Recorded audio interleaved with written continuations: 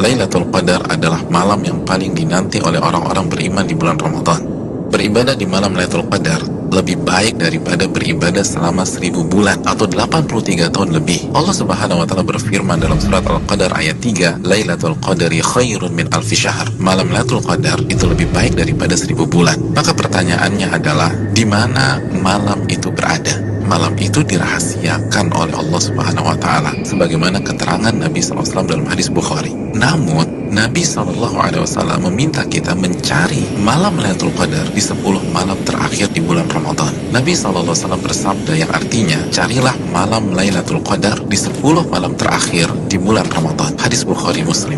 Dan lebih ditekankan di malam-malam ganjil dalam 10 malam terakhir di bulan Ramadan. Nabi bersabda SAW yang artinya, carilah Lailatul Qadar di malam-malam ganjil dalam 10 malam terakhir di bulan Ramadan. Hadis riwayat Imam Bukhari. Saudaraku yang semoga Allah muliakan, maka pertanyaan keduanya adalah bagaimana kita mencari dan mendapatkan Lailatul Qadar? Jawabannya dengan mengikuti apa yang Rasulullah SAW lakukan di 10 malam terakhir di bulan Ramadan. Aisyah radhiyallahu taala anha, ibunda kita, menyampaikan dalam hadis riwayat Imam Bukhari bahwa Nabi kita SAW jika memasuki 10 malam terakhir, beliau mengencangkan ikat pinggang beliau.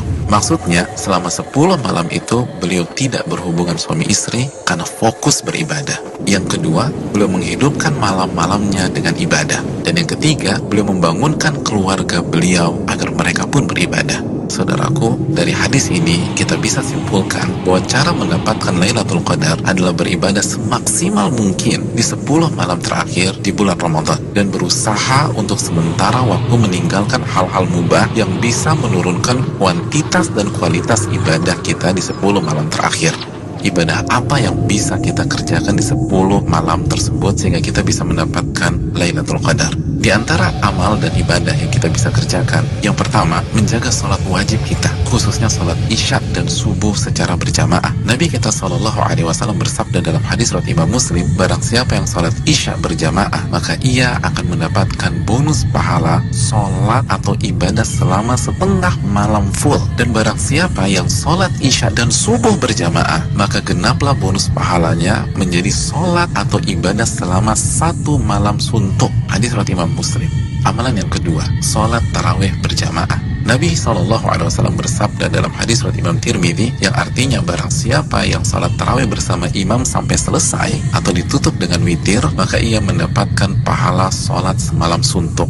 Amalan yang ketiga, memperbanyak membaca Al-Quran dan usahakan minimal 100 ayat dalam sebuah malam. Nabi SAW bersabda yang artinya barang siapa yang membaca 100 ayat Al-Quran di sebuah malam, maka ia mendapatkan bonus pahala seperti sholat atau ibadah semalam suntuk. Hadis ini disahihkan oleh Imam Albani dalam Sahih Jami.